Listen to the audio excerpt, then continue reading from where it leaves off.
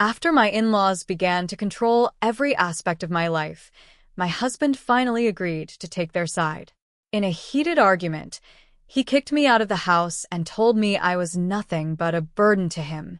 As I stood on the street, heartbroken, he shouted, "You'll never have a place here again." But what he didn't realize was that I was already making plans to leave him stranded. I don't even know where to start, but I guess I'll start with the night I stood on the front porch, barefoot, shaking, while my husband, Kyle, looked me in the face and told me I was a burden, that I'd never have a place here again. But truth is, that moment didn't come out of nowhere. It was the final hit after a long, slow collapse. When I met Kyle in 2013, I wasn't looking for anyone. I had just ended a bitter divorce and was renting a tiny one-bedroom in Columbus, Ohio, trying to rebuild from the ground up. I worked as a dental assistant during the day and taught fitness classes in the evenings just to stay afloat. Kyle was different from my ex, calmer, soft-spoken, patient. He was an accountant with a steady job, no kids, no baggage. Or so I thought. We moved in together in 2014. I had the house, my house. I bought it after my divorce with help from a small inheritance after my dad passed. It wasn't much, but it was mine. And I let Kyle move in without even asking him to pay into the mortgage. He paid utilities and groceries, and we split everything else. I thought that was fair.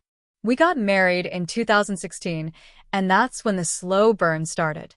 His mom, Cheryl, was one of those people who smiled at you like she was smelling something bad. Every compliment had a hook in it. "You're doing great with your little job," she once said at Thanksgiving. His dad, Frank, was more old school.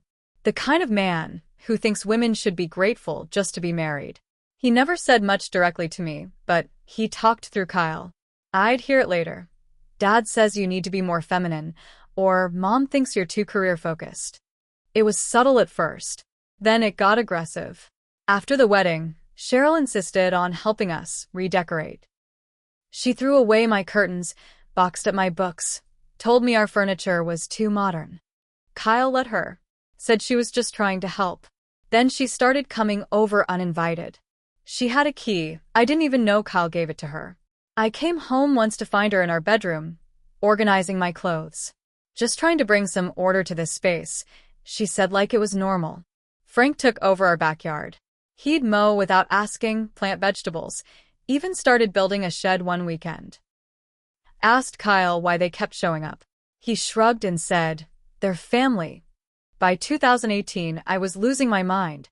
We had opened a joint bank account for house projects, and I kept it separate from my own savings, which I'd been slowly building.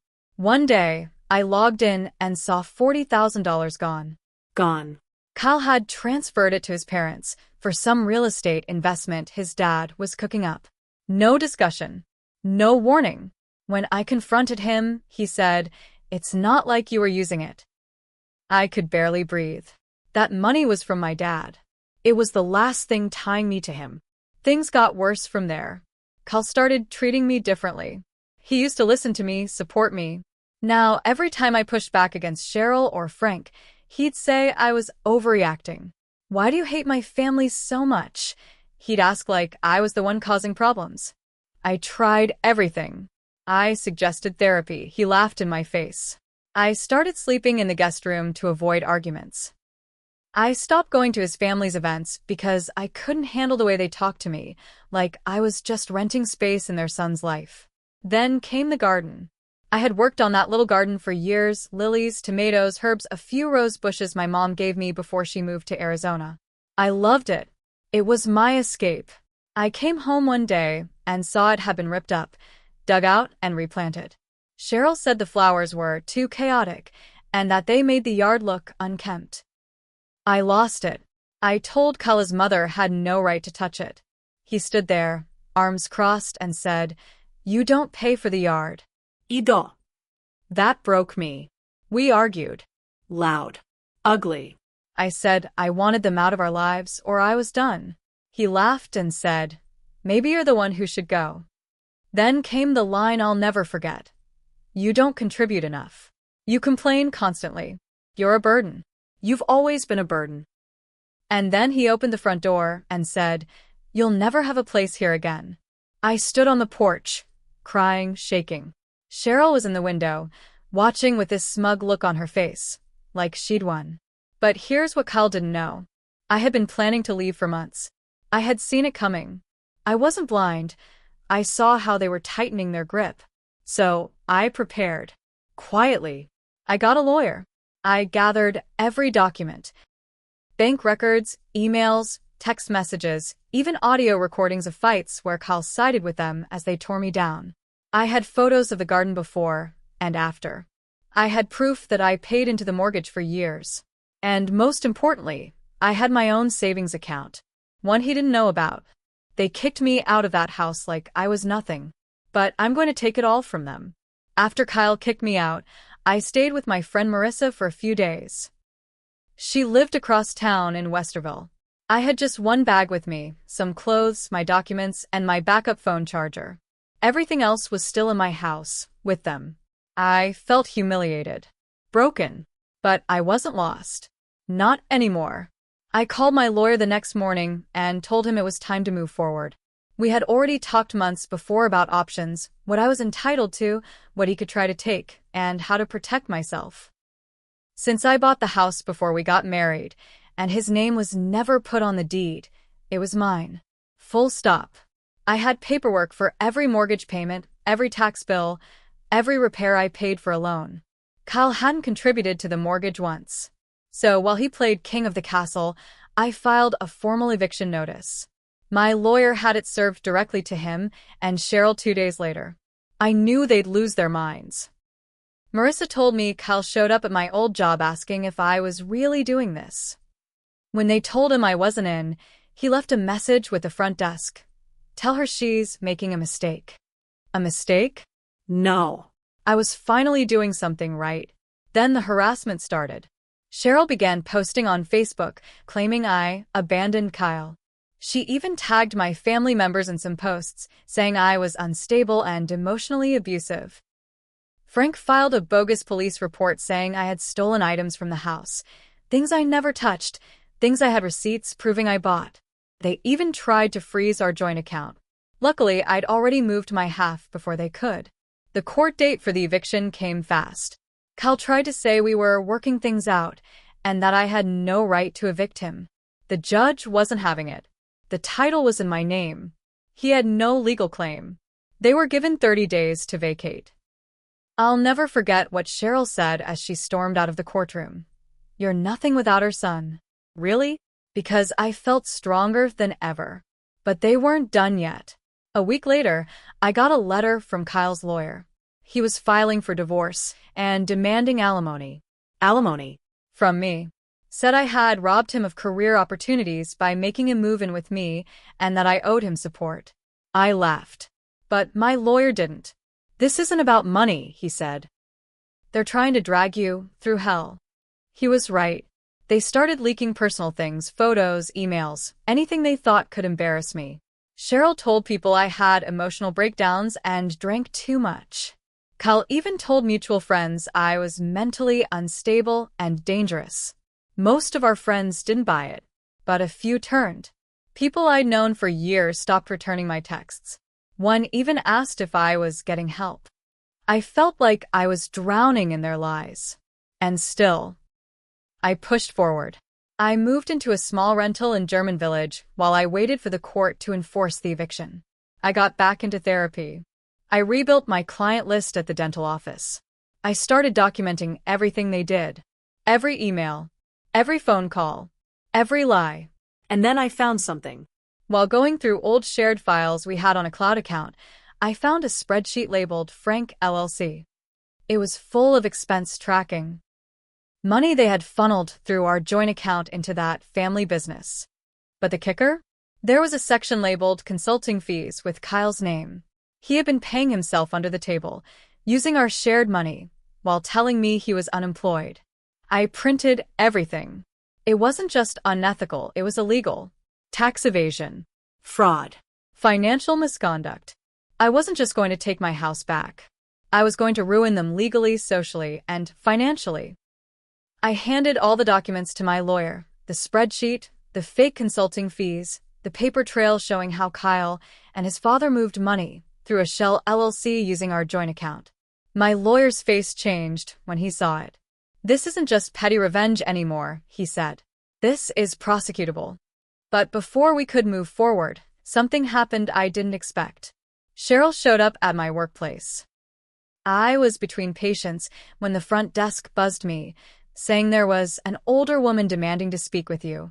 I walked out and there she was, in her beige cardigan, clutching a purse like it held secrets. "You have to stop this," she said. "You've made your point." I didn't say a word. I just looked at her. She stepped closer. "You think ruining Kyle is going to make you feel better? He's sick. He's not thinking straight." Sick? She said Kyle had been deeply depressed since I left, that he wasn't working, that he had lost weight and wasn't sleeping, that if I continued pushing for criminal charges, I'd be driving him to something drastic. I could feel my stomach turn. For a second, I felt guilt, but only for a second, because then I remembered this was the same man who locked me out of my house, said I was a burden, and left me sobbing in the cold. I walked her to the door and said, "Tell your son to hire a lawyer. He's going to need one." That same week, I got an anonymous envelope in the mail. No return address. Inside were screenshots, dozens of them. Messages between Kyle and another woman. Intimate, flirty, explicit. Dated from as early as 6 months into our marriage. The woman was his ex, Rachel. The one he swore he never talked to again. The one Cheryl once described as unstable and manipulative. The one they said was a phase. Turns out, he never stopped seeing her. In fact, she had moved to Cincinnati 2 years ago, and Kyle had been visiting her under the pretense of seeing old college buddies. I sat at my kitchen table with those screenshots, shaking. He wasn't just financially deceitful. He was cheating. For years. While I was defending him. While I was breaking my back to save our marriage. I showed them to my lawyer, who added adultery to our divorce filings. That alone shifted everything in court. Suddenly, his alimony request had no legs. His character was in question. Even the judge seemed tired of him. And then, another twist. Rachel reached out to me. She found me on Facebook, sent a message that said, "You deserve to know everything." At first, I didn't want to engage. But she kept messaging, long, detailed, desperate messages. Turns out, Kyle had lied to her too. Told her I was violent, that I'd abandoned him, and that he was just waiting for the divorce to finalize. She believed him, until Cheryl called her one night and said she better stay away from the family's reputation. Rachel spilled everything. The trips, the gifts bought with my money, the plans to move in together once the house was fully his. She had even helped him write the alimony claims, thinking they were just paperwork. I forwarded everything to my lawyer. All of it. Now, I didn't just have a civil case. I had a criminal case. Fraud. Perjury. Conspiracy to defraud. Misuse of marital assets. And I had 2 witnesses, Rachel and myself, on record under oath. Kyle thought he was clever. He thought kicking me out would end the fight. What he didn't know was that I was just getting started. Court day finally came. It had been almost 9 months since Kyle kicked me out. 9 months of back-and-forth filings, depositions, hearings, and discovery. But I was ready. I sat in that courtroom in downtown Columbus, wearing a plain black suit, no makeup, hair tied back. I wanted them to see me stripped of everything they tried to smear, just facts and truth. Kyle walked in looking like a ghost. Pale, thinner, shaking. Cheryl was with him. Frank wasn't. I later heard he had a panic attack the night before and stayed home. Good. Kyle's lawyer tried to paint him as a victim, emotionally devastated, financially dependent, misled by bad advice. But the evidence was airtight. I had the bank records, the Shell LLC, the consulting payments, the screenshots of him and Rachel herself, sitting in the back row, ready to testify. My lawyer laid it all out in order. How Kyle and his parents used my property, drained our accounts, and lied to both me and the court. When the judge asked why Kyle hadn't disclosed the consulting income in his financial affidavit, he stammered something about oversight. The judge didn't buy it. Then came the ruling. The house was declared solely mine, as it always should have been.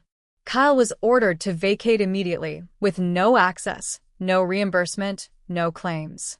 The judge even instructed law enforcement to accompany him during the move-out to prevent tampering or intimidation. His alimony request? Denied.